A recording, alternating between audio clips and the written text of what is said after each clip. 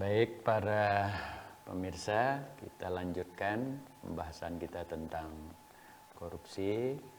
Nah, pada sesi berikut ini ada beberapa pendekatan yang bisa dilakukan untuk mengatasi soal-soal korupsi ini.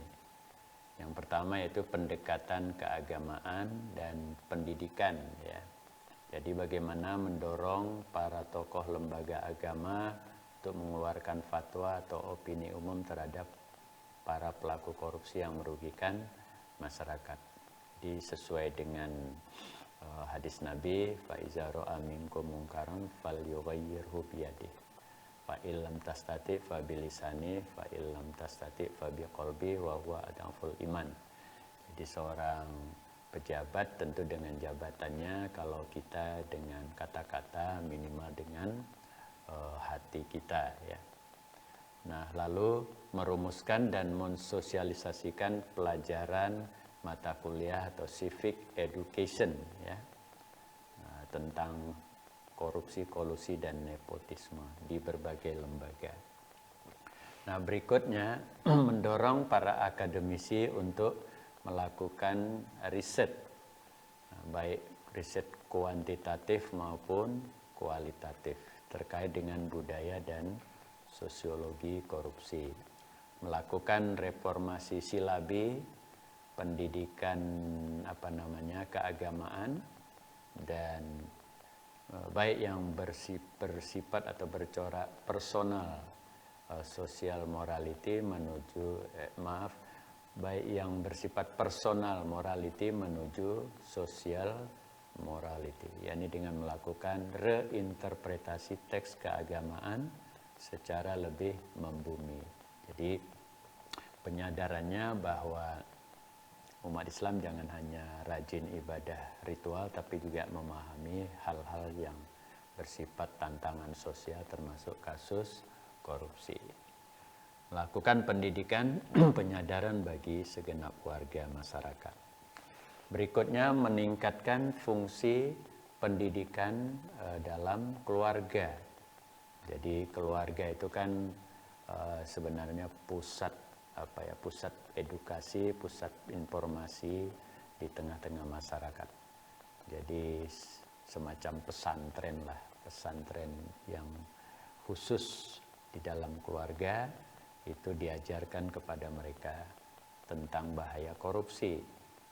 Seperti kata Nabi, kata Al-Quran, ku anfusakum wa ahlikum naro. Jadi jagalah dirimu dan keluargamu dari api neraka. Lalu mendorong para orang tua, tokoh dan pimpinan masyarakat untuk menjadi teladan bagi keluarga, masyarakat dan birokrasi negara. Misalnya ada award dari pemerintah atau masyarakat atau perusahaan yang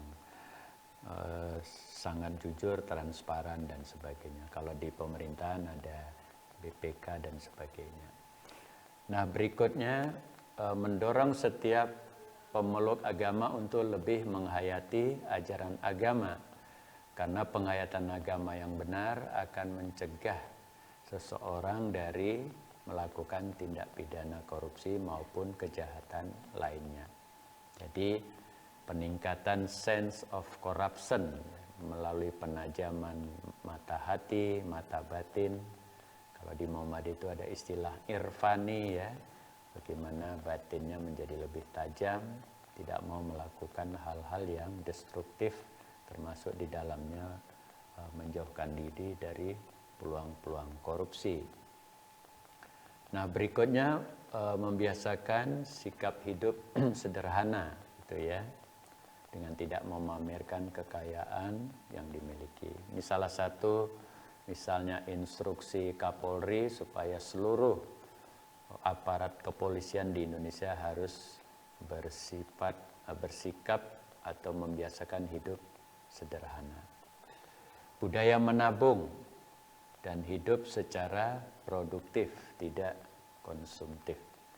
Jadi kalau kita ajarkan kepada keluarga, masyarakat kebiasaan menabung, itu akan menjadi ada cadangan untuk menghadapi situasi yang sulit. Seperti situasi pandemik sekarang ini kan, kita harus punya cadangan. Nah, kata para ahli keuangan secara umum minimal satu keluarga itu kalau menghabiskan 5 juta sebulan maka dia harus punya cadangan 50 juta. Nah, tabungan kira-kira gitu ya, paling enggak 10 bulan atau setahun aman.